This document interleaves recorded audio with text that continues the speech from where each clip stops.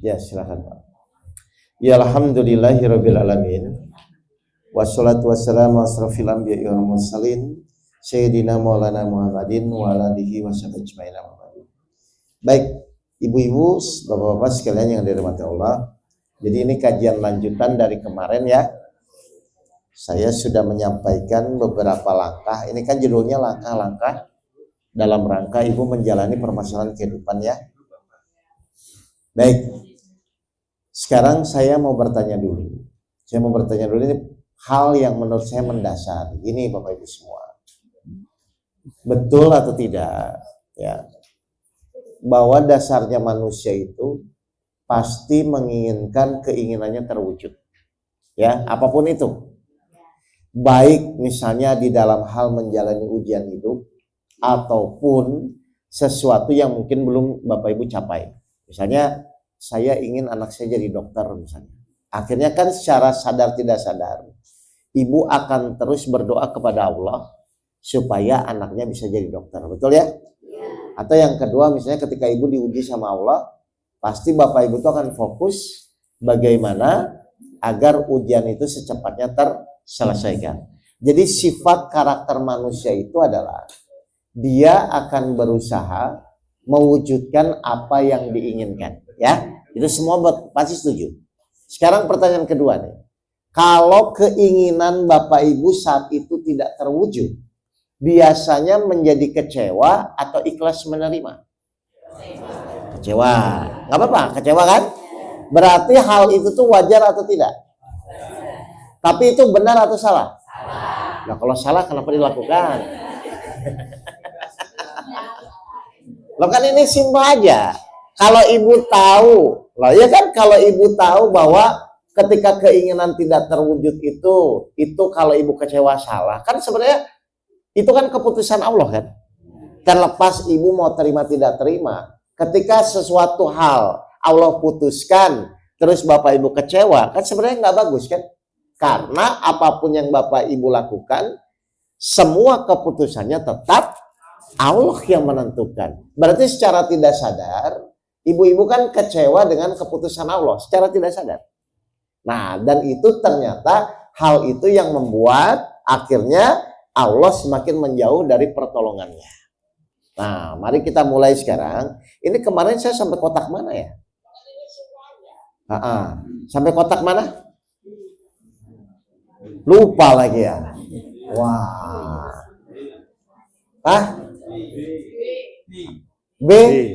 Oh masih di B? Hah? Oh masih di B? Baik, jadi saya refresh sebentar. Sudah D ya? Oke, intinya dari kotak A sampai D ini, kita harus menyadari apa tugas kita sebagai manusia? Mengabdi atau beribadah kepada Allah. Betul ya?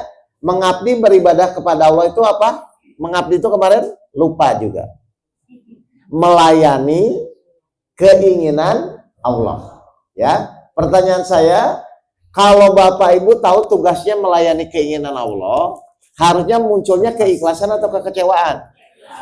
Karena kita sadar yang kita lakukan prioritas apapun hanya melayani keinginan Allah. Jelas ya Ibu-ibu ya?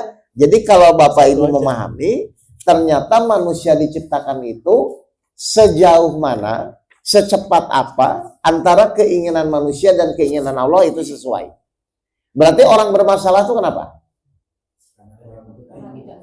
Karena tidak sesuai dengan keinginan Allah. Contoh, Allah menguji kita. Allah menginginkan kita sabar atau cepat selesai. Ibu kalau dapat ujian biasanya ingin cepat selesai atau ingin sabar? Nah, akhirnya karena tidak sesuai dengan keinginan Allah, maka ibu bermasalah. Ya, ibu kalau diomongin tetangga biasanya sakit hati atau ikhlas? Allah inginnya ikhlas atau sakit hati? Nah, ibu ingin sakit hati, Allah ingin ikhlas. Akhirnya jadi masalah. Jadi masalah itu apa? Karena tidak sesuai dengan keinginan Allah. Padahal mohon maaf ya, kira-kira keinginan siapa yang tetap yang paling baik? Allah. Berarti harusnya menyesuaikan itu mudah atau sulit?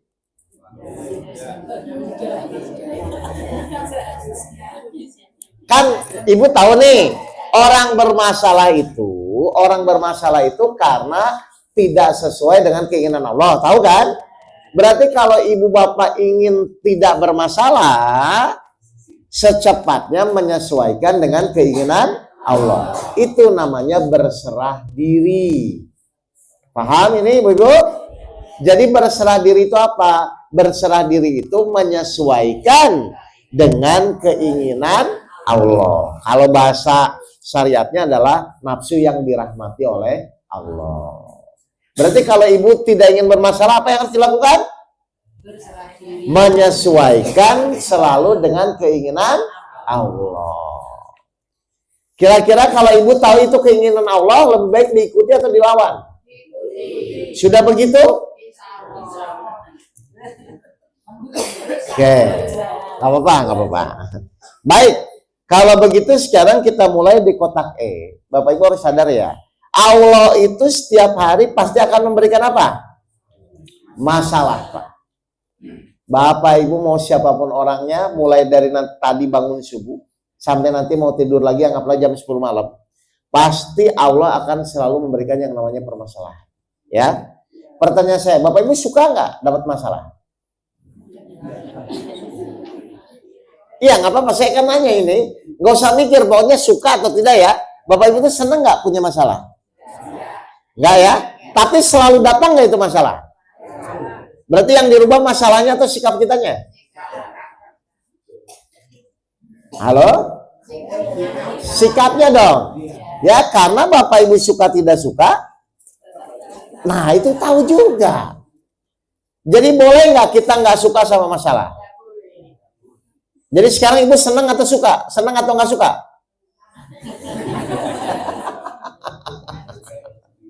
Baik. Ya. Allah memberi masalah kepada kita.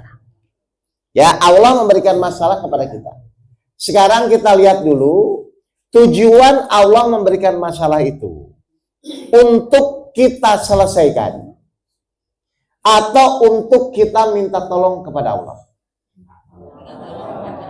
Hah? Kenapa ibu-ibu harus minta tolong kepada Allah? Karena hanya Allah yang bisa menyelesaikan. Tugas kita kan cuma ikhtiar. Tapi kapan waktunya selesai, kapan masalah itu Allah tolong, kita kan nggak tahu, Pak.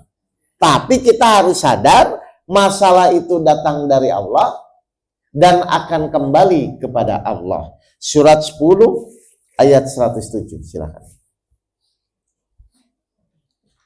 Surat 10 ayat 107. Kita mulai tadabbur Al-Qur'annya. Surat 10 Yunus ayat 107. Apa kata Allah? Bismillahirrahmanirrahim.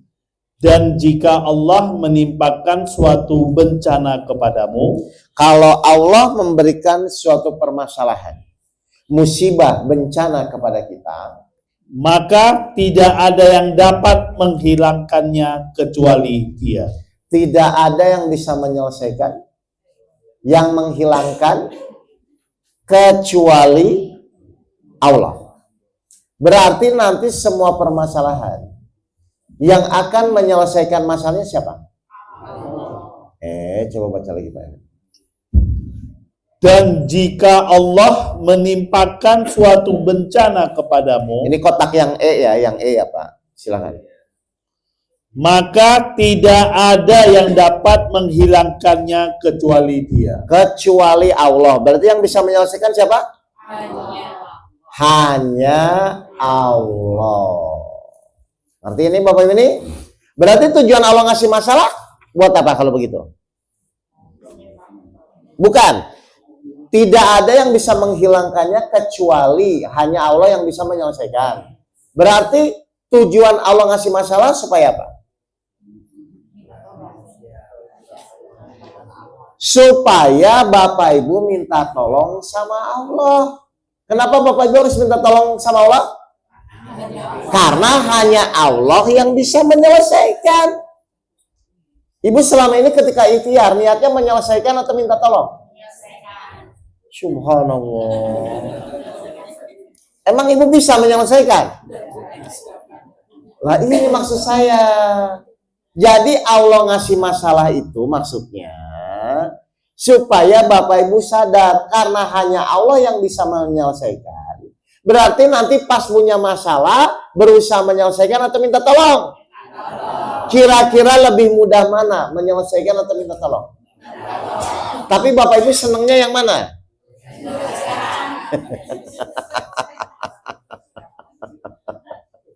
Nah ini kan sebenarnya nggak nyambung Pak.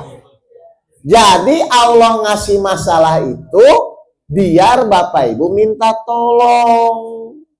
Kira-kira kalau Bapak Ibu ingin minta tolong, Allah tuh berarti melihat sikap atau kemampuan.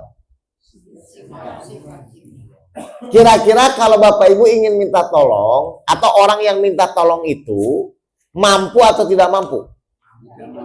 Orang yang minta tolong nggak mampu. Jadi yang pertama jangan coba-coba merasa mampu Pak untuk bisa menyelesaikan masalah. Bisa dokter itu hebat, enggak begitu Bu. Hati-hati ya. Jadi Bapak Ibu nanti ketika berikhtiar tolong munculkan bahwa saya hanya ikhtiar, bukan seakan-akan bisa menyelesaikan. Kadang-kadang kan kita kejebak, gampang kok masalah itu. Lihat aja pasti nggak selesai-selesai. Awas ya, hati-hati ya. Jadi munculkan rasa tidak mampu.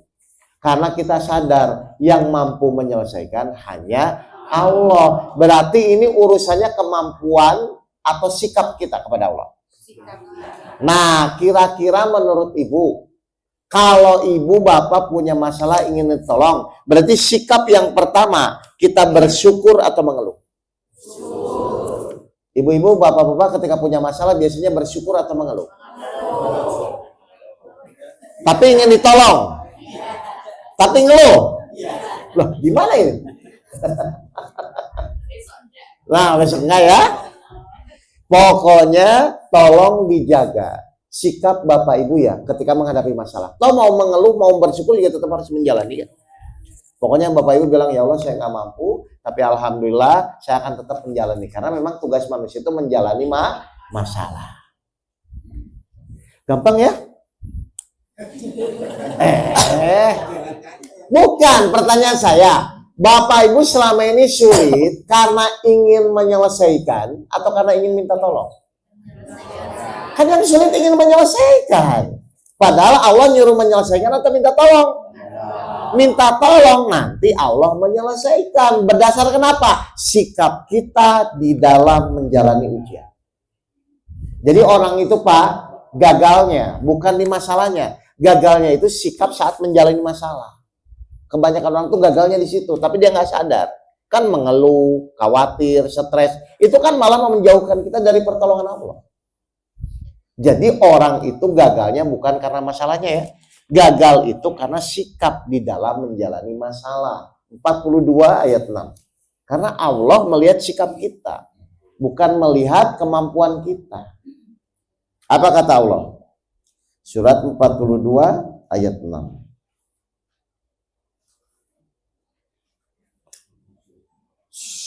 Surat Asyura 42 ayat 6. Ya. Dan orang-orang yang mengambil pelindung-pelindung selain Allah, Allah mengawasi perbuatan mereka. Nah, yang Allah lihat apa? Perbuatannya, sikapnya seperti apa. Jadi semakin ibu mengeluh, semakin menjauhkan dari pertolongan Allah. Semakin Bapak ridho, semakin ibu bersyukur kepada Allah, semakin cepat Allah akan memberikan pertolongan kepada kita. Ya, jadi tolong yang dijaga itu sikapnya ibu semua. Kalau sikap itu berarti tergantung siapa? Tergantung kita. Mau bersyukur boleh, mau mengeluh boleh. Tapi kira-kira yang Allah akan cepat menolong yang mana? Berarti bersyukur ngomong apa? Nggak punya uang ngomong apa? Suami nggak pulang-pulang? Istri marah-marah Pak? Tapi dalam hati aja. Ya, biar bisa semakin merasakan. Insya Allah kok. Ini kan yang kita kupas ini kan masalah sikap akhlak kita kepada Allah, Pak.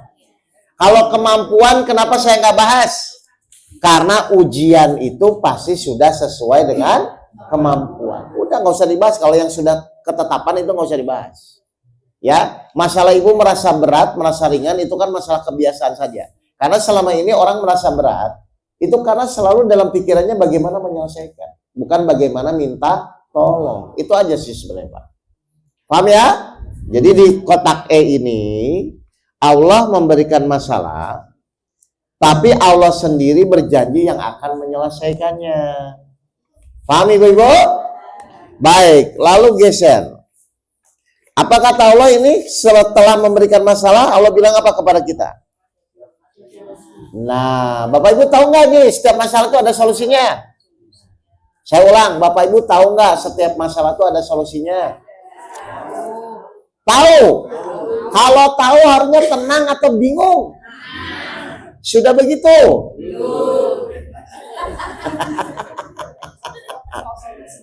Loh kan? Oh, coba-coba baca Pak Effendi. Benar nggak di kotak F ini bahwa setiap permasalahan itu harusnya ada solusinya? Loh kalau memang ada, kenapa jadi bingung? Ya. Coba.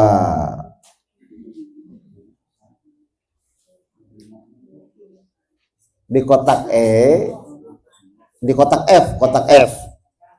Baca Pak Effendi? Suratnya. Iya, suratnya, masa baca itu iya. ya. 94 Oh iya. ayat 5 dan ayat 6. Coba. Surat Al-Ansriyah ayat 5 dan 6. Benar nggak? 94. Ini kan Allah yang berfirman ya? Berarti kalau Allah berfirman itu pasti atau tidak pasti? Pasti, silakan. Fa innamal usri yusra. Innamal usri yusra. Maka sesungguhnya bersama kesulitan ada kemudahan. Satu, saya mau tanya, sesungguhnya itu apa? Nah, berarti kata Allah setiap kesulitan apapun ada apa, Pak? Ya, Allah kan pakai kata sesungguhnya kan. Berarti setiap kesulitan pasti atau tidak ada kemudahan? Kalau pasti, apa yang dipusingkan? Ibu-ibu biasanya, bapak-bapak, pas mendapatkan kesulitan itu pusing atau yakin? Terus ini janji Allah yang bersama kesulitan ada kemudahan maksudnya apa? Pasti apa? Pasti pusing atau pasti ada kemudahan? Hah? Tahu dari mana ibu pasti akan ada kemudahan? Dari Allah. Ibu percaya? Berarti nanti pas menghadapi kesulitan, percaya atau pusing? Boleh pusing?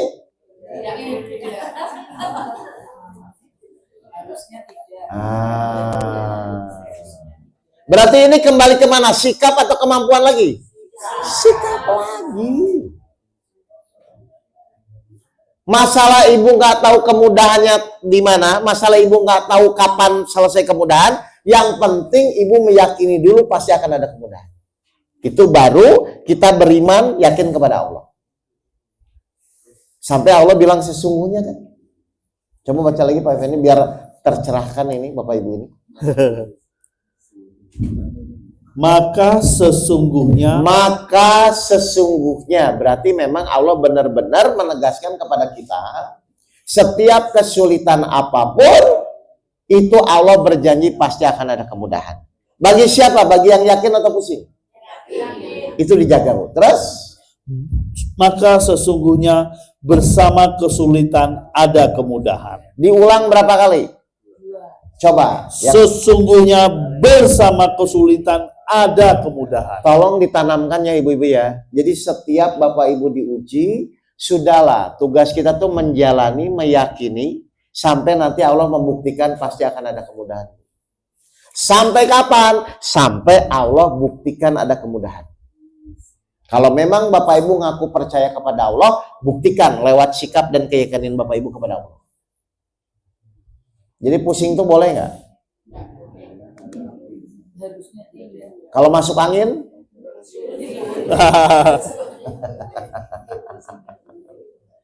Ya, Bapak Ibu ya.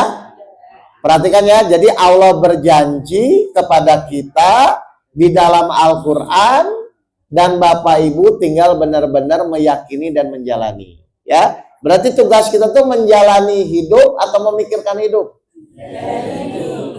Benar. Kenapa harus menjalani hidup? Kenapa Bapak Ibu tugasnya menjalani hidup bukan memikirkan hidup?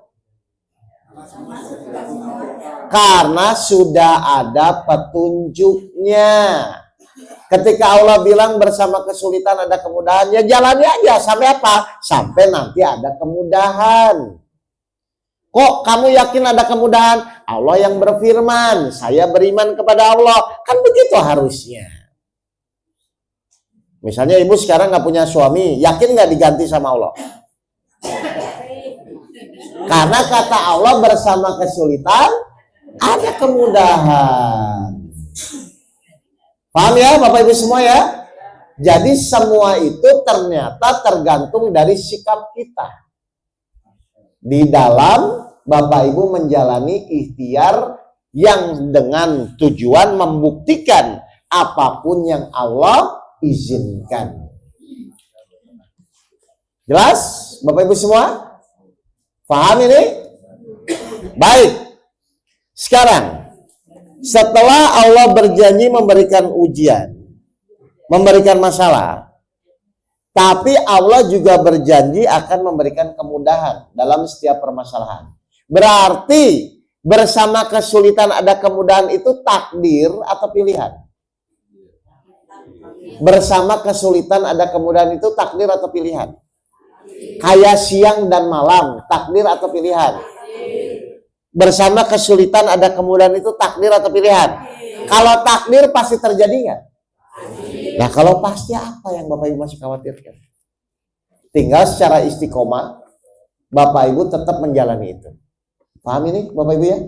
Jadi jangan lagi berbicara sesuatu yang sudah Allah takdirkan. Kayak gini, manusia dijamin nggak rezekinya? Itu takdir atau bukan? Berarti pasti dapat nggak rezekinya? Itu maksud saya. Ya. Jadi kalau sudah takdir itu tidak usah lagi didiskusikan, tapi dijalani saja. Paham? Baik. Jadi setiap kesulitan ada kemudahan. Lalu Allah kuatkan juga di kotak G-nya apa? Silakan Pak Effendi dibaca. Surat 7. Surat 2. Ya, Al-Baqarah 286. Coba. Apa kata Allah? Allah tidak membebani seseorang melainkan sesuai dengan kesanggupannya. Ini maksudnya apa Bapak Ibu semua? Ya, maksudnya apa? Setiap ujian, setiap kejadian yang menimpa diri kita, itu tuh Allah ukur dulu berdasarkan kemampuan kita. Atau terserah aja mau bisa atau tidak.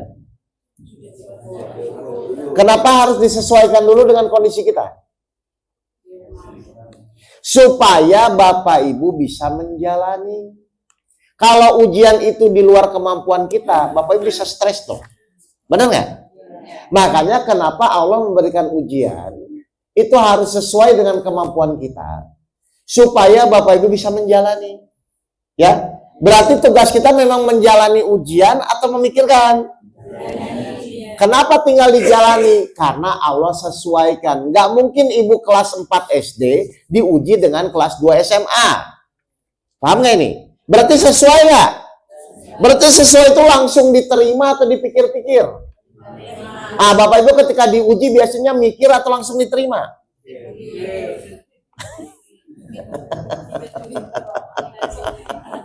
Lo kan mikir nggak mikir juga Allah udah sesuaikan.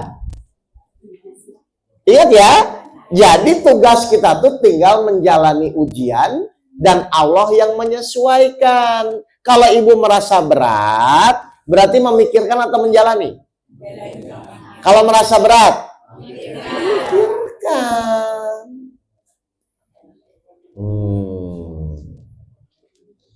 Ini kayaknya sebagian ada yang sadar, sebagian yang ngantuk. Ya, ngerti ya Bapak Ibu ya? Jadi sebenarnya berarti semua ini posisinya di kita atau di masalahnya? Di kita, bagaimana cara menyingkapi masalahnya. Karena banyak orang tuh yang nggak sadar Bu, meskipun ayatnya muncul, tapi kadang-kadang jiwa kita turun lagi. Kadang-kadang aduh gimana, padahal mau gimana-gimana pun tetap tugas kita hanya menjalani masalah yang Allah berikan saat itu. Kira-kira setelah selesai masalah satu, habis masalahnya atau datang lagi? Nah, kalau begitu lebih baik secepatnya menyelesaikan atau santai saja dalam menjalani.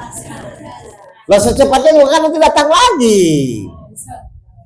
Ya santai aja dong, nanti juga datang lagi kan? Iya, yang kita rubah itu sikap kita dulu dalam menjalani masalah. Kan Bapak Ibu ingin secepatnya selesai. Lah setelah selesai datang lagi kok. Setelah selesai datang lagi sampai kapan? Sampai kita mati. Karena orang hidup itu pasti punya. Berarti kalau ibu ingin hidup, berarti harus banyak.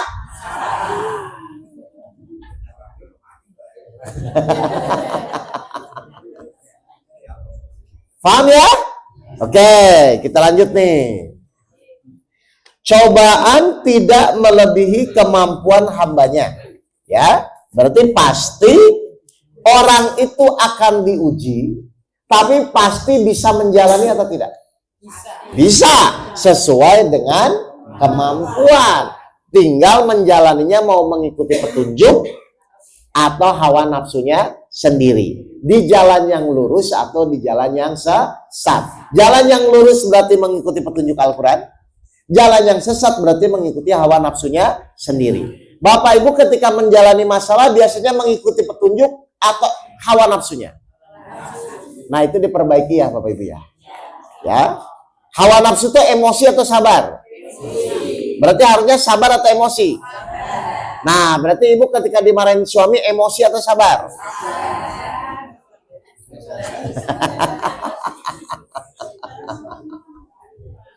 Ya Bu ya, Pak, ini kan gampang sebenarnya, insya Allah Bapak Ibu.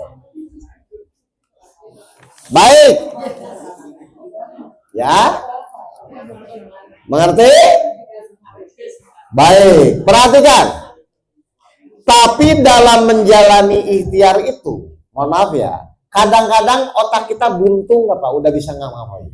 Misalnya ya, saat ibu bapak menjalani ikhtiar, udah bingung, aduh ini tuh mau gimana ya. Misalnya ya, pertolongan belum datang, situasi semakin mendesak. Kadang-kadang mungkin bapak ibu hampir putus asa. Pernah begitu? Benar ya? Tapi mohon maaf ya, dengan kondisi seperti itu pun, niat Allah tuh menzolimi kita atau tetap baik sama kita? Berarti tetap yang Allah lihat apa? Sikap bapak ibu.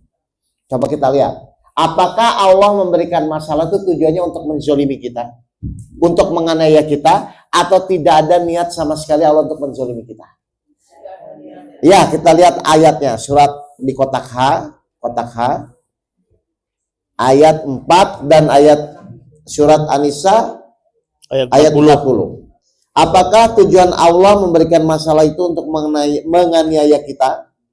Surat 4 An-Nisa ayat 40. Apa kata Allah? Sungguh Allah tidak akan menzolimi seseorang walaupun sebesar zarah. Percaya nggak ibu dengan kalimat ini?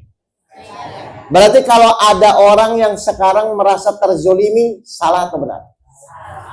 Ibu kadang-kadang merasa terzolimi? Lah terus ayat ini untuk apa? Oh belum tahu. Paham ya Bapak Ibu ya? Allah tidak ada niat untuk menzolimi kita.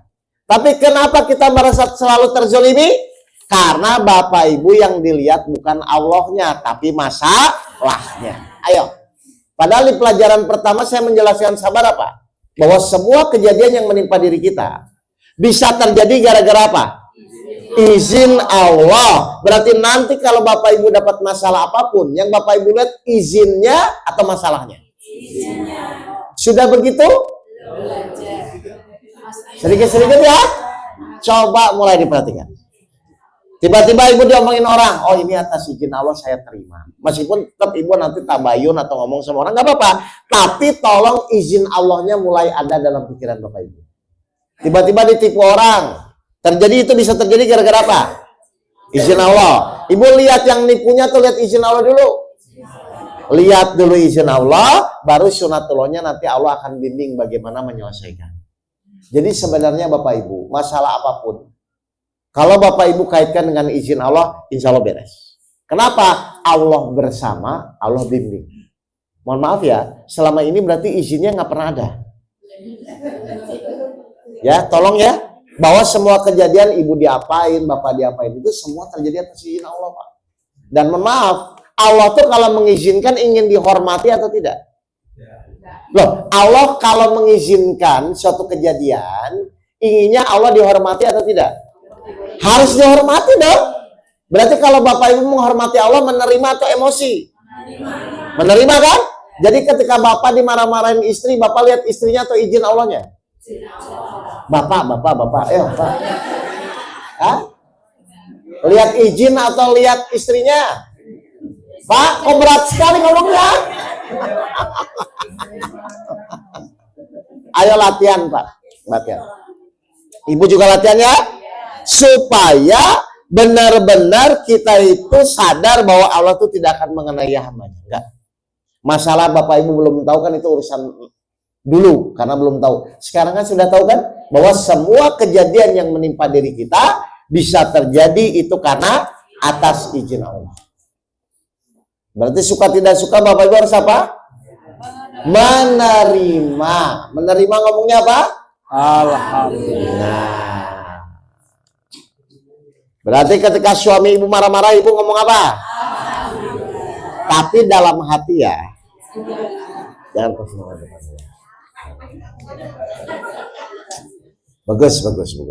Baik, kita lanjut ya.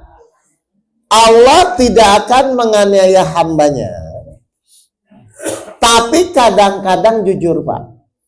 Sampai pada titik misalnya kita nggak punya beras buat makan. Ya kan? Ini yang terjadi ya. Sampai pada titik uang pun nggak ada.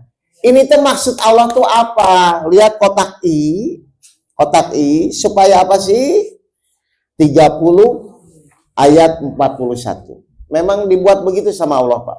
Tapi bukan menganiaya ya. Tapi pasti punya niat yang baik. Silakan di kotak I apa? Surat Ar-Rum, surat 30 ayat 41. Nah, coba. Telah tampak kerusakan di darat dan di laut disebabkan perbuatan tangan manusia. Perhatikan, semua dirusak oleh siapa? Manusia. Tambang ilegal ya. Pokoknya semua tuh dirusak oleh manusia. Perhatikan terus. Allah menghendaki agar mereka merasakan sebagian dari akibat perbuatan mereka. Berarti sebenarnya salah siapa masalah-masalah yang jadi bencana dan lain itu? Manusia Bu. Ya, jadi kondisinya tuh sebenarnya salah manusianya. Tujuannya apa Allah membuat begitu? Silakan. Agar mereka kembali ke jalan yang benar. Supaya apa Bapak Ibu? Nah, misalnya Bapak Ibu kerjanya marah-marah, terus Allah tegur lewat darah tinggi misalnya. Misal kerjanya marah-marah, Allah tegur lewat darah tinggi. Biar Bapak Ibu apa maksudnya? Kembali lagi ke jalan yang benar. Setelah Bapak Ibu taubat, muhasabah diri, silahkan berobat. Maka berobatnya insya Allah akan secepatnya disembuhkan. Ya, misalnya ibu kerjanya cerewet terus sama suaminya. Tiba-tiba Allah buat sakit gigi. Itu tujuannya apa? Biar ibu sadar cerewet itu tidak baik. Karena nanti di surga nggak ada orang cerewet Bu.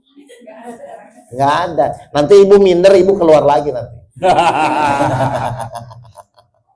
Nah, jelas ya Bapak Ibu ya. Jadi ternyata semua teguran yang selama ini kita anggap penderitaan, itu tujuan Allah cuma satu, kembali ke jalan yang lurus. Ya, ingat, Berarti kembali kepada jalan yang lurus itu tergantung siapa? Kita. Ya Allah, saya bertobat, saya mohon ampun, saya kemarin tuh nggak tahu. Ternyata yang saya lakukan salah. Udah, setelah bertobat, jalani lagi gitu loh. Nah, tapi saat menjalani dimulai dari mana? Kotak J, apa? Setelah ibu bertobat, yang pertama kali ibu harus mulai dari mana di kotak J? Harus dimulai minta tolong sama Allah. Mohon maaf, tadi kan ibu baru bangun subuh ya? Ibu pas bangun doa nggak? Ya Allah, tolong hari ini mudahkan segala urusan saya. Doa itu nggak?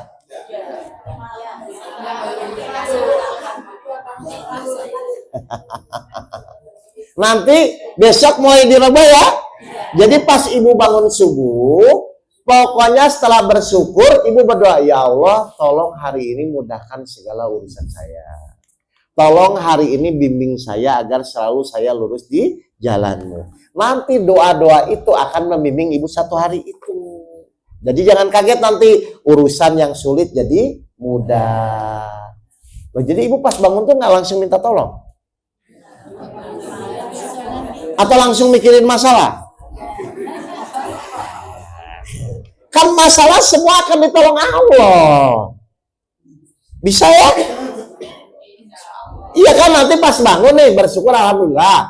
Langsung ibu bilang 1 menit 2 menit kok. Ya Allah, tolong hari ini mudahkan urusan saya. Nanti ibu lihat, nanti bapak lihat. Bener nggak? Semakin lama hidup kita semakin dimudahkan oleh Allah. Lo paling berapa menit sih ngomong minta tolong? Ya? Jadi ibu selama ini tuh bangun aja gitu lah. Jangan ditambah ya, bahwa saya ingin benar-benar hari ini dengan pertolongan Allah. Kan tadi kita setuju, semua masalah apapun Al-Baqarah 153. kalau Allah nggak nolong nggak bisa.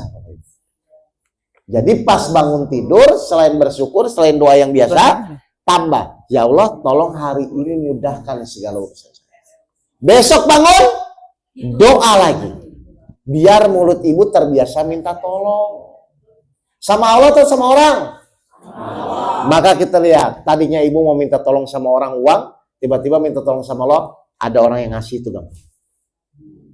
Karena ibu sekarang mulai sadar bahwa hidup ini hanya dengan pertolongan Allah. Mohon maaf, bapak ibu bangun tadi subuh, itu karena pertolongan Allah atau karena jam waker? Bukan jam waker. Sadar ya bapak ibu ya? Jadi ingat ya, ditambah ya, ya Allah tolong hari ini. Nanti ibu rasakan, bapak rasakan, kok sekarang jadi mudah ya urusan. Nah, itu loh. Karena kita semakin dekat sama Allah. Ya, baik. Simpel-simpel kok ini. Bagaimana caranya minta tolong sama Allah? Ini kotaknya ini. Bagaimana caranya? Al-Baqarah 153. Silakan. Kan sesuai kotak itu.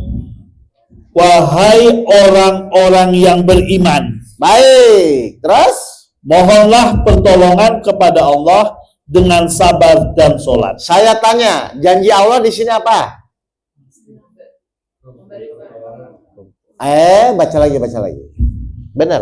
Wahai orang-orang yang beriman, mohonlah pertolongan kepada Allah dengan sabar dan sholat. Allah berjanji di sini apa?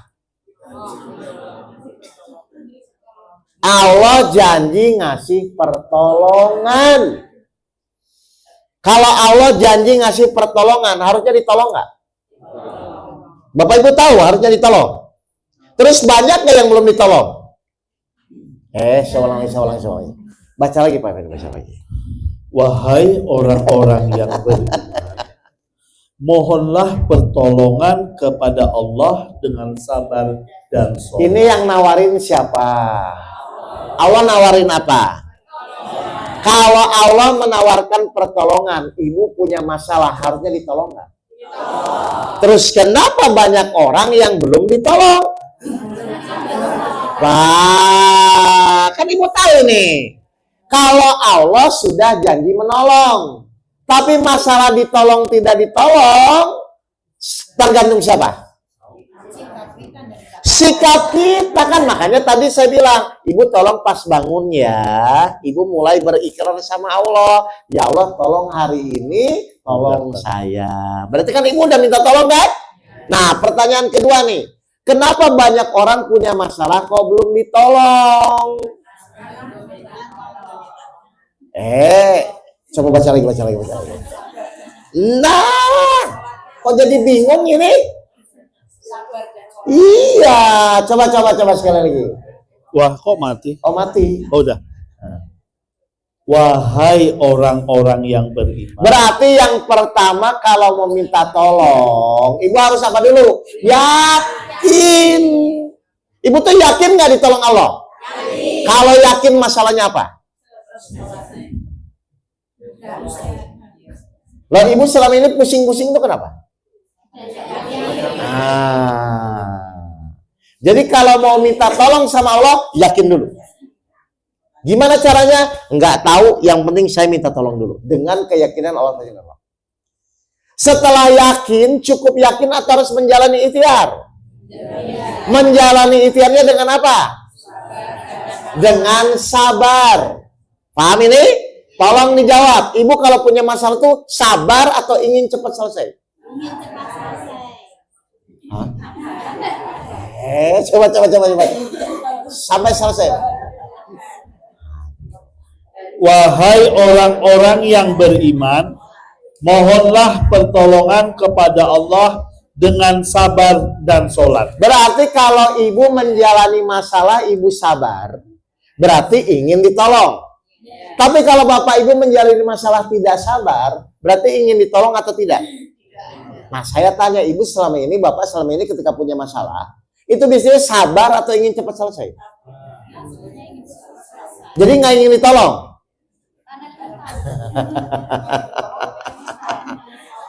Ngerti ini? Berarti kalau ingin ditolong, sikap bapak ibu harus sabar. Berarti kenapa banyak orang yang mau ditolong? Nah itu tahu jawabannya.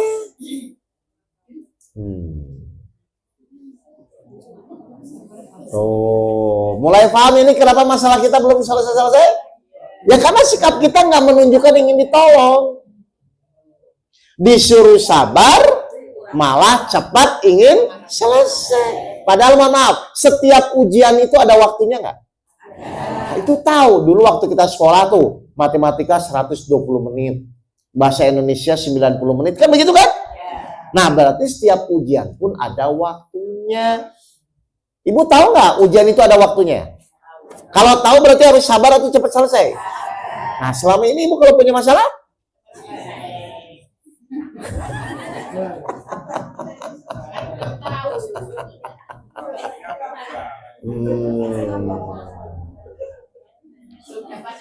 Ya. Ngerti ya Bu ya, Pak? Mohon maaf, saya ulang. Wahai orang-orang yang beriman, mohonlah pertolongan kepada Allah dengan sabar dan sholat.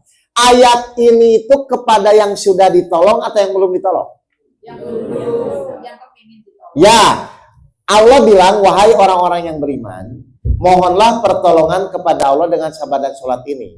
Ini ayat untuk yang sudah ditolong atau yang belum ditolong? Kalau yang sudah, ngapain lagi minta tolong? Ya kan? Nah, kenapa Allah bilang ayat ini? Untuk apa tujuannya? Biar Bapak Ibu tuh yakin bahwa setiap masalah apapun tuh nanti Allah pasti akan menolong. Itu namanya beriman. Berarti semua permasalahan tujuannya memang untuk meningkatkan keimanan. Semakin banyak masalah berarti semakin iman. Harusnya.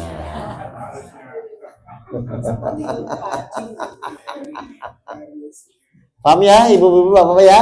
Jadi ini bicara kehidupan itu begini sebenarnya.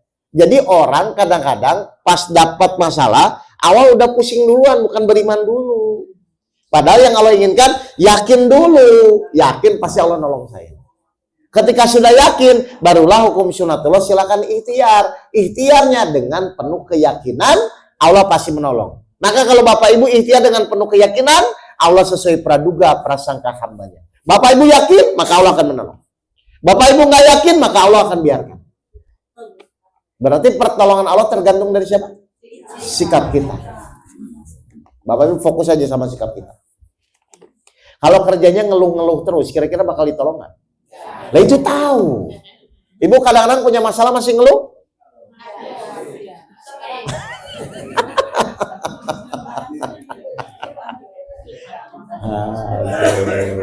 Wah, batuk lagi sih udah. Paham ya? Jadi ternyata semua tergantung diri kita, Allah tinggal menyesuaikan. Memenuhi syarat ditolong. Masih mengeluh dibiarkan. Khawatir dibiarkan. Yakin ditolong. Kan tergantung kita berarti semua. Ya, baik. Minta tolong kepada Allah dengan sabar dan sholat. Dan setiap ujian, pertolongan itu ada waktunya. Dari mana saya tahu? Ditambah aja ayatnya 16 ayat 1. Silakan Pak Iwan. Yang 16 ayat 1 aja. Di kotak K ya. Surat 16 ayat 1. Apa kata Allah? Surat An-Nahl ayat 1. Ya, benar nggak? Setiap ujian itu ada waktunya. Ketetapan Allah pasti datang. Berarti pertolongan pasti datang nggak? Tapi lihat komanya. Ada waktunya. Siap terus? Maka janganlah kamu meminta agar dipercepat datangnya. Nah, berarti disuruh apa? Nah, nyambungkan ayat per ayatnya kan? Jadi ternyata Allah ngasih ujian itu agar Bapak Ibu jadi lebih sabar. Atau pertanyaan, kenapa sih Allah nyuruh selalu kalau ujian itu suruh sabar Ibu-Ibu? Untuk apa? Tujuan, mohon maaf ya, sabar itu menurut Bapak Ibu selama ini enak atau nggak enak? Nggak selama ini menurut Bapak Ibu disuruh sabar itu sebenarnya enak atau nggak enak? Enak. Kalau begitu Bapak Ibu ingin sabar terus?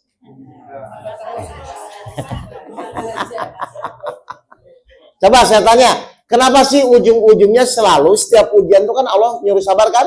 Nabi Ayub kan begitu kan? Nabi Muhammad. Kenapa selalu ujungnya disuruh sabar?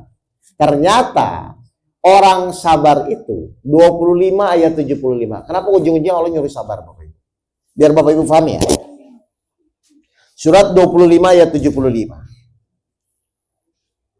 Kenapa setiap ujian itu kok Allah tuh nyuruhnya sabar terus? Padahal Ibu kan inginnya cepat selesai kan? Iya. Cepat. Surat 25 Al-Furqan ayat 75. Kenapa setiap ujian itu ujung-ujungnya Bapak Ibu disuruh sabar? Kenapa sih? Mereka itu akan diberi balasan dengan tempat yang tinggi dalam surga atas kesabaran mereka. Kenapa Allah tuh ujung-ujungnya selalu nyuruh Ibu sabar tuh Bapak Ibu tuh kenapa? Karena Allah siapkan surga. Jadi sabar itu kesadaran atau paksaan? Loh Bapak Ibu tuh ingin masuk surga atau neraka? Kalau ingin masuk surga berarti harus apa? Berarti sabar itu kesadaran atau paksaan? Dipaksa masuk surga?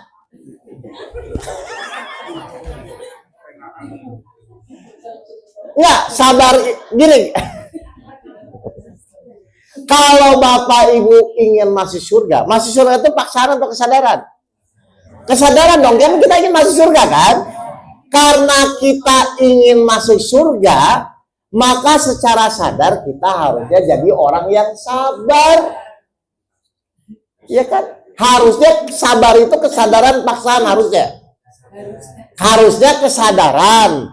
Sekarang ini paksa. Berarti kan Ibu belum sadar. Benar nggak? Ngerti nggak Ibu? Kan Bapak Ibu ingin masuk surga.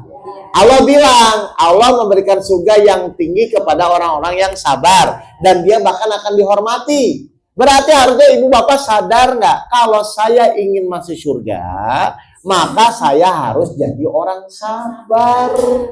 Berarti sabar itu kesadaran atau paksaan harusnya? Kesadaran. Kalau Ibu Bapak ingin sabar, berarti butuh pasangan yang baik atau yang menjengkelkan kalau ingin sabar?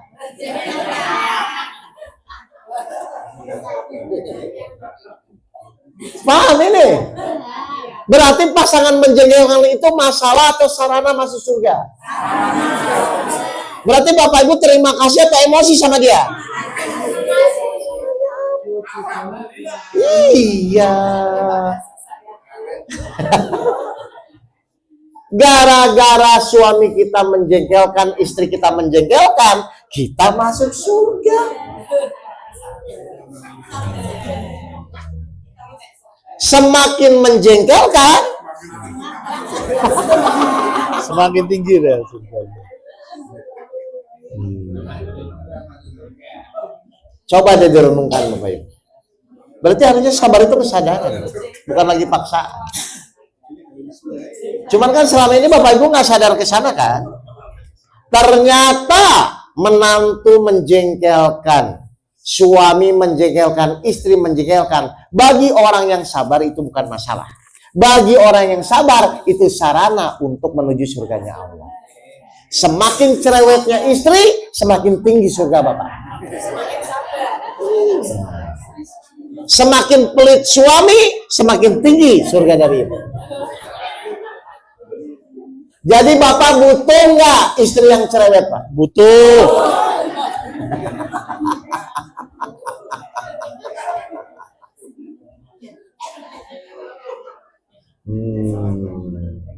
Tapi kalau Bapak Ibu sabar, maka jangan kaget, pasangannya insya Allah berubah. Karena Allah bersama orang-orang yang sabar. Jadi cirinya pasangan kita sabar, misalnya ibu sudah sabar, pasti suaminya berubah. Bapak sudah sabar, pasti istrinya berubah. Kalau sudah sabar. Kenapa berubah? Allah membolak-balikan hatinya. Ya, berarti kalau sekarang malah tambah cerewet, pasti Bapak Ibu belum sabar. Ini tolak ukur yang nggak bisa dibohongi. Paham? Mengerti ya? Baik. Setiap waktu ujian itu ada waktunya dan kita disuruh bersabar oleh Allah. Nah, maka dalam proses pertolongan Allah, terima tidak terima tugas kita menjalani dengan kesabaran. Karena kita nggak bisa menentukan kapan waktu itu selesai. Betul? Maka saat menjalani proses ujian, menurut petunjuk Allah, Bapak Ibu disuruh apa? 10 ayat 109. Surat 10, surat Yunus ayat 109. Di kotak L silakan. Ya. Dan ikutilah apa yang diwahyukan kepadamu, dan bersabarlah hingga Allah memberi keputusan. Berarti setiap keputusan itu akan Allah putuskan berdasarkan sikap kita saat menjalani ujian. Ya. Jadi orang tuh saya perhatikan banyak gagalnya itu bukan di masalahnya Pak, tapi di sikapnya Pak. Dan kadang-kadang kan ibu juga Bapak konsentrasinya bukan ke sikap kan, ke penyelesaian kan. Mohon maaf ya, lebih penting penyelesaian masalah atau lebih penting jadi sabar? Enggak, biasanya Bapak Ibu ketika punya masalah, itu lebih penting penyelesaian masalah atau lebih penting jadi sabar? Biasanya penyelesaian masalah itu, biasanya. Ya kan? Padahal kalau Bapak Ibu sudah sabar, insya Allah pasti terselesaikan. Ya, baik, perhatikan. Ketika kita benar-benar berubah, sikap kita berubah, maka disitulah manusia ikhtiar. Coba dibuka surat 8 ayat 53 di kotak M. Jadi langkah-langkahnya Ibu cek aja dalam kotak ini untuk muhasabah diri kita ya. Manusia berusaha di kotak M di surat 8 ayat 53. Surat 8 Al-Anfal ayat 53. Ya, silakan di kotak M-nya apa? Yang demikian itu karena sesungguhnya Allah tidak akan mengubah suatu nikmat yang telah diberikannya kepada suatu kaum. Pertolongan itu milik siapa? Masalah itu akan yang menyelesaikan siapa? Allah akan menyelesaikan berdasarkan perubahan diri kita. Makanya kita disuruh merubah diri atau merubah masalahnya? Merubah diri. Coba terus. Hingga kaum itu mengubah apa yang ada pada diri mereka sendiri. Selama ini Bapak Ibu ketika dikasih masalah, biasanya ingin merubah masalahnya atau merubah diri kita? Biasanya Bapak Ibu ketika dikasih masalah, biasanya ingin merubah diri kita atau merubah masalahnya? Merubah masalah, itu yang akan selesai. Misalnya ya, suami kita menjengkelkan. Ibu tuh ingin merubah suami atau merubah diri ibu jadi sabar baru Allah rubah suaminya. Bukan merubah suami. Kalau suami nggak berubah, masalah nggak buat ibu? Berarti ingin merubah suami loh. kita rubah diri kita jadi sabar, lalu ibu berdoa, nanti Allah bolak-balikan hati suaminya, bukan ibu yang merubah. Nah, yang sering berantem tuh ingin merubah diri atau merubah suami? Loh, kalau ibu bisa merubah suami, tugas Allah apa?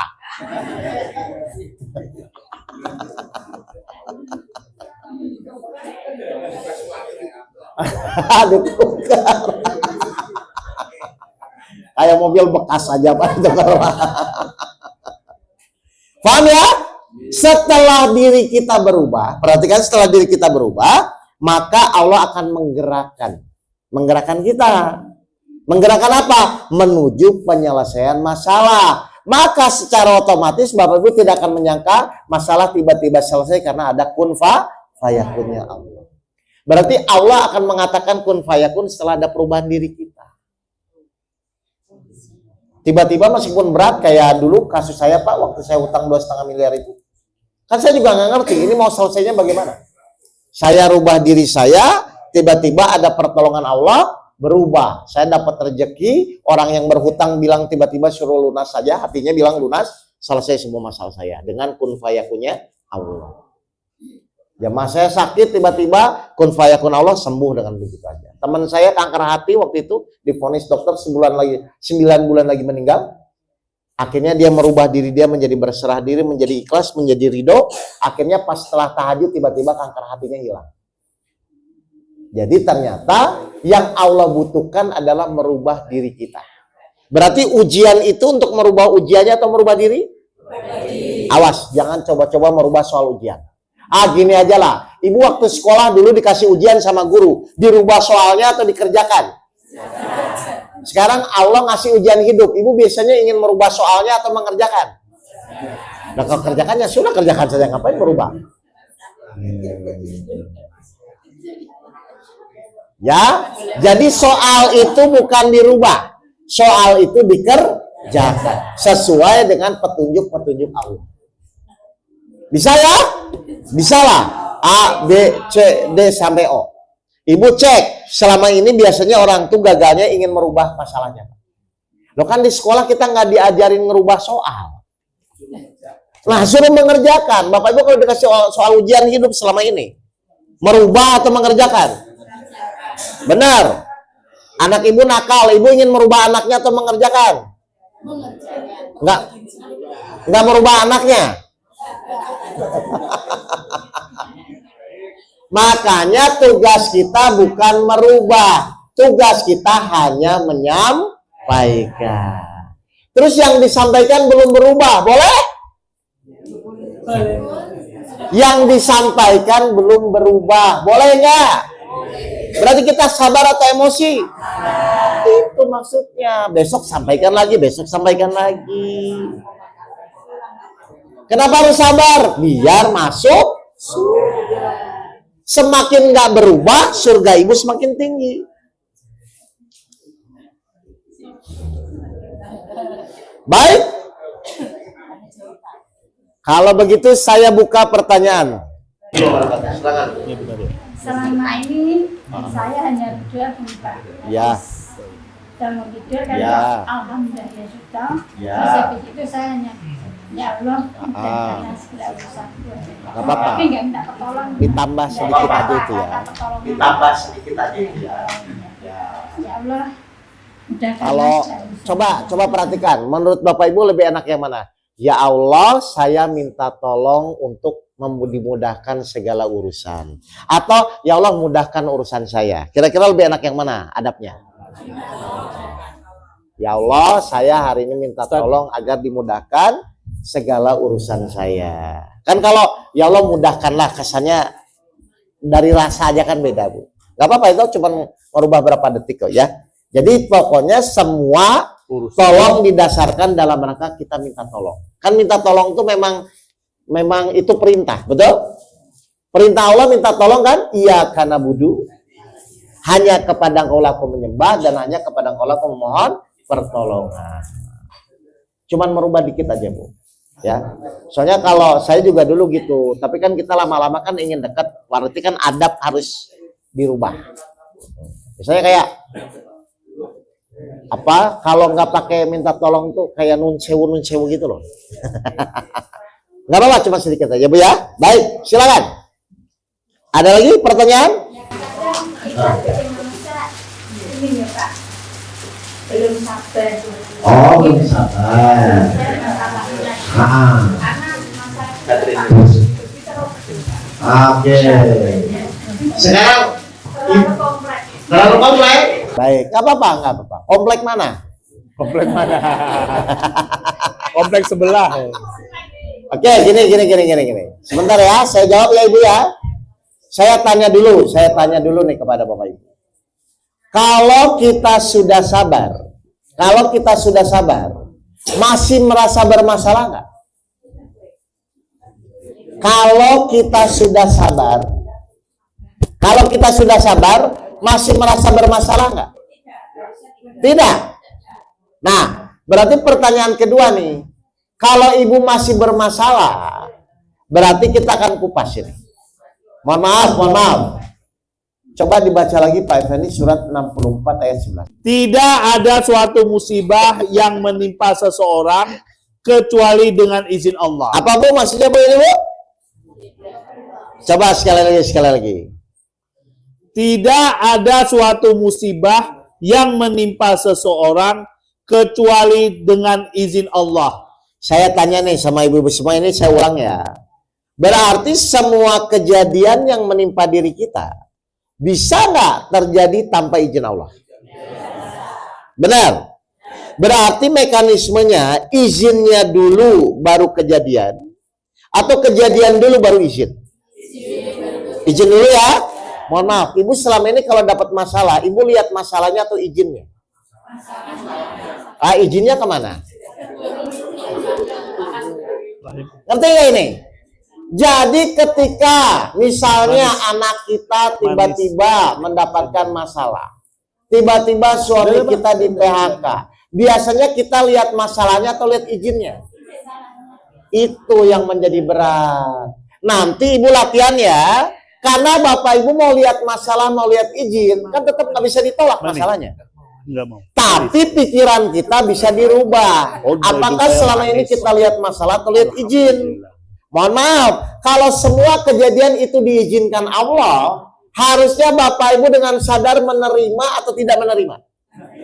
Jadi bapak ibu tuh menerima itu bukan karena masalah, karena melihat izin Allahnya. Kalau bapak ibu bisa begitu, insya Allah masalah selesai. Jadi nanti pas ada kejadian, misalnya ibu diomongin orang, ya Allah saya terima karena izinmu. Nah perhatikan ya, kalau bapak ibu menerima benar-benar karena izin, lanjutannya apa? Perhatikan, Allah bilang apa? 64 ayat 11 ya Bu. Tidak ada suatu musibah yang menimpa seseorang kecuali dengan izin Allah. Perhatikan, kalau bapak ibu bisa menerima ini semua atas izin Allah, lihat apa yang Allah siapkan. Apa? Dan barang siapa beriman kepada Allah, niscaya Allah akan memberi petunjuk kepada hatinya. Nanti ibu dikasih petunjuk. Makanya nanti dibimbing. Ya, mohon maaf, memang selama ini kalau kita nggak tahu kan kita lihat masalahnya terus. Padahal semua kejadian itu semua terjadi atas izin Allahnya. Nanti ini mulai latihan ya. Jadi kalau ada masalah, jangan dulu emosi dulu, tapi oh ini izin Allah, ya Allah saya terima. Cuman butuh itu kok, diterima aja dulu. Setelah diterima, Allah akan kasih petunjuk kepada hatinya, Allah bimbing nanti Bapak Ibu dalam menyelesaikan. Ya, berarti sekarang saya tanya nih, punya masalah ditolong, punya masalah ditolong, berarti ada masalah nggak? Ya. Jelas Bapak Ibu? Silakan Pak, yang kedua. Oh sudah terjawab. Ya paham ya Bapak Ibu ya? Saya ngerti. Selama ini kan mungkin karena ketidakpahaman atau ketidaktahuan kan Bapak Ibu selalu melihat masalahnya, betul? Loh, saya mau tanya ya. Kalau Allah sekedar cuman ngasih masalah, Bapak Ibu selesaikan. Allah cuman ngasih masalah, Bapak Ibu selesaikan. Terus apa bedanya sama singa? Lapar, cari makan, kenyang. Lapar, cari. Kalau memang tugas kita hanya sekedar menyelesaikan masalah, pasti bukan itu dong. Bukan itu dong. Pasti masalah itu hanya dipakai Allah supaya kita bisa mulai mengenal atau mendekati Allah. Makanya masalah itu sebagai sarana agar Bapak Ibu semakin yakin sama Allah. Kan salah satunya begitu. Jadi jangan terjebak di masalah ya. Masalah tetap wajib kita selesaikan. Tapi diselesaikannya harus dengan pertolongan Allah. Bagaimana caranya Allah nolong? Hormati izinnya Allah. Pasti ditolong. Hormati izinnya Allah. Dan saya perhatikan, mohon maaf, saya ke majelis manapun, ternyata orang tuh jarang Bu yang membahas tentang izin Allah. Yang ada selalu cerita masalahnya, bagaimana menyelesaikan, kan begitu kan? Padahal selesai, kapan selesai, Allah yang menentukan, bukan kita. Dan ternyata Allah menyelesaikan berdasarkan ibu taat kepada izin Allah atau tidak. Dan ternyata kalau saya tanya, orang tuh lupa, nggak pernah melihat izin. Yang dilihat cuman masalahnya, yang dilihat orang yang fitnahnya, yang dilihat cuman istrinya, cuman suaminya. Padahal semua kejadian atas izin Allah.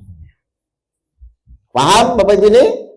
Mari kita praktekkan, kita buktikan. Benar nggak? Kalau kita mulai mengikuti aturan Al-Quran, masalah kita akan dimudahkan oleh Allah. Amin.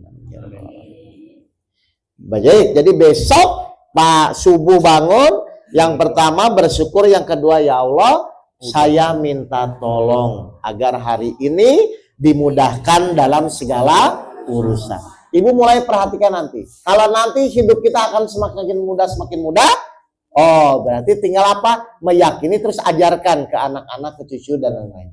Kasihan Pak Bu, karena anak-anak zaman sekarang tuh pemikirannya udah nggak kepada Allah, ya kan? Cuman berpikir logika dan lain-lain. Menurut mereka keren, tapi kan pusing tetap penderitaan.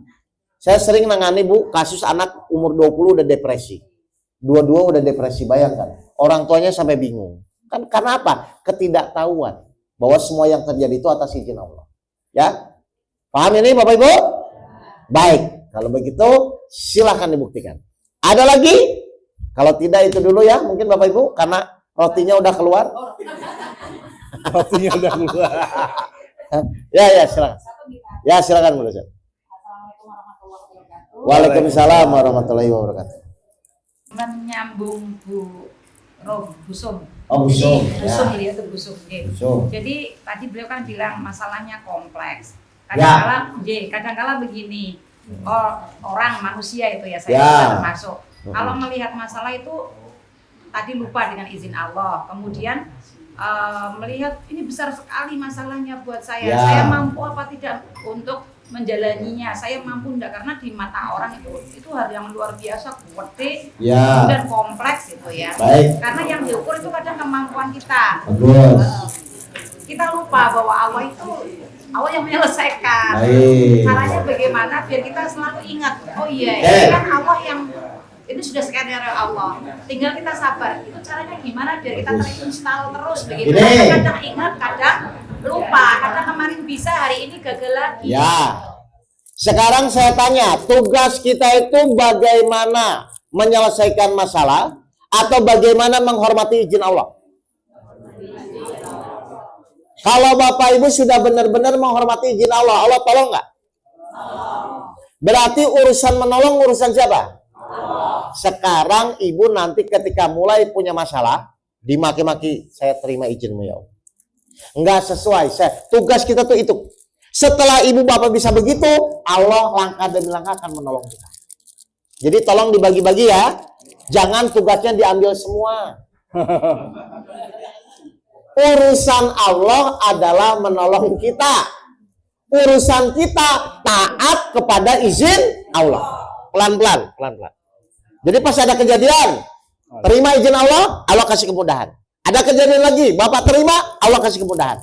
Jadi Allah yang memudahkan. Tugas kita taat kepada izin Allah. Kan nggak pusing itu. Atau Ibu mau ambil alih semua urusannya. Bagaimana menyelesaikan? Nggak akan ketemu Bu, stres tuh. Dari dulu berarti Ibu begitu. Pantesan stres. Ya, kan Ibu tiap hari tetap dapat kejadian kan? Tugas Ibu, ya Allah saya terima. Ya Allah saya terima. Gitu aja. Setelah diterima baru Ibu mohon, tolong mudahkan urusan saya. Gitu. Tolong selesaikan urusan saya ya Allah. Tapi diterima dulu ya. Jangan coba-coba nggak menerima, ingin menyelesaikan, nggak bisa. Karena kalau bapak ibu nggak menerima, berarti bersama siapa? Setan. Kalau menerima bersama siapa? Ibu lebih baik menerima atau tidak menerima? Berarti ketika dinasihatin suaminya menerima atau ngeyel?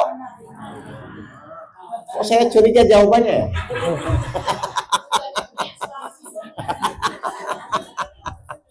Jangan sampai ya. Jadi tugas kita melatih hati kita aja. Taat, taat, taat, taat. Nanti Allah pertolongan.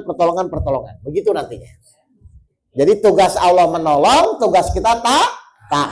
Makanya Allah bilang apa janjinya di surat 65 ayat 2. Barang siapa taat bertakwa kepada Allah, maka niscaya Allah bukakan jalan keluar. Itu kan janji, coba. 65 ayat 2. Iya, kan itu jelas ayatnya. Kalau taat dibukakan jalan keluar. Surat 65. 65 ayat 2 tolak. Bawahnya aja. Surat At-Talaq ayat 2. Ya.